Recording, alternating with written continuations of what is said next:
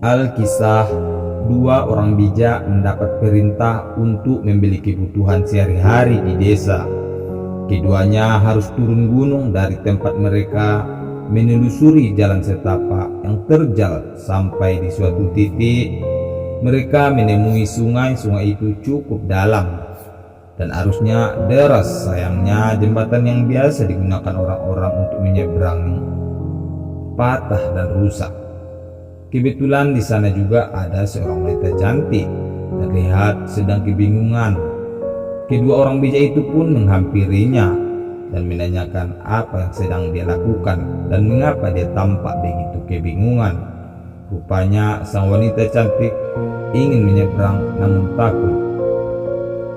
Sobatku semua, sebelum kita lanjutkan cerita kisah inspiratif ini, bantu saya untuk mengembangkan channel ini dengan subscribe dan share-nya ke teman-teman sobat semua.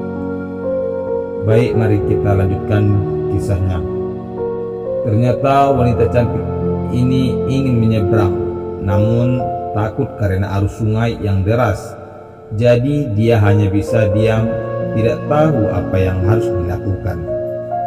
Kedua orang bijak ini ingin membantu, namun mereka tahu bahwa mereka tidak boleh menyentuh wanita. Maka mereka pun tidak bisa berbuat apa-apa. Selain itu, mereka juga sedang buru-buru. Maka kedua orang bijak itu pun memutuskan untuk segera berangkat dan menyeberangi sungai. Orang bijak yang lebih muda segera pamit pada wanita itu dan bergegas turun ke sungai.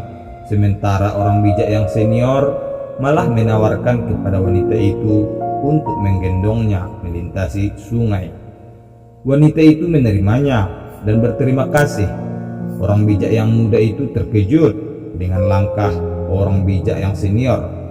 Dia berkata dalam hati, "Bagaimana kakak bisa menggendong seorang wanita, padahal kita harus menghindari semua keintiman dengan wanita," pikir yang muda itu.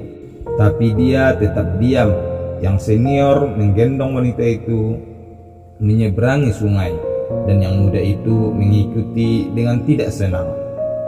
Ketika mereka mencapai seberang sungai, yang senior menurunkan sang gadis dan bersyukur telah selamat mengarungi derasnya air sungai.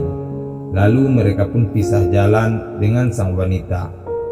Setelah kejadian tersebut, sepanjang perjalanan selama beberapa jam, orang bijak yang muda sangat tidak senang dengan tindakan orang bijak yang senior. Dia mengarang berbagai macam tuduhan di kepalanya tentang seniornya yang membuat dirinya semakin marah. Tapi dia tetap diam dan orang bijak yang senior tidak memiliki kecenderungan untuk menjelaskan situasinya. Akhirnya pada titik istirahat perjalanan, orang bijak yang muda tidak tahan lagi. Dia berteriak dengan marah kepada si senior, "Bagaimana Anda bisa mengklaim diri Anda sebagai orang bijak yang saleh ketika Anda mengambil kesempatan untuk menyentuh seorang wanita, terutama saat dia sangat cantik? Semua ajaranmu padaku membuatmu munafik."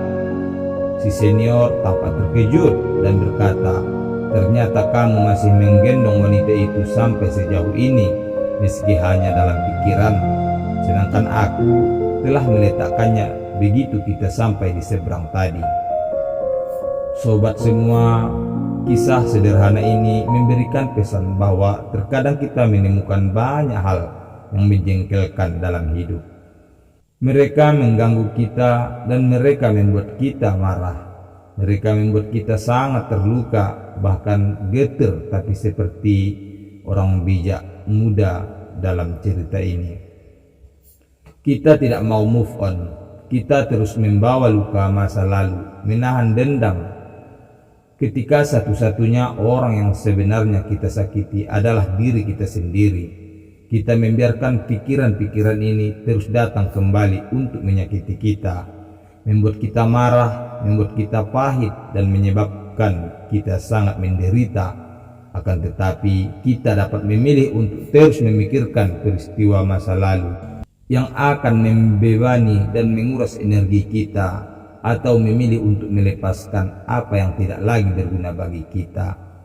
dan berkonsentrasi pada saat ini untuk melakukan hal-hal yang lebih bermanfaat.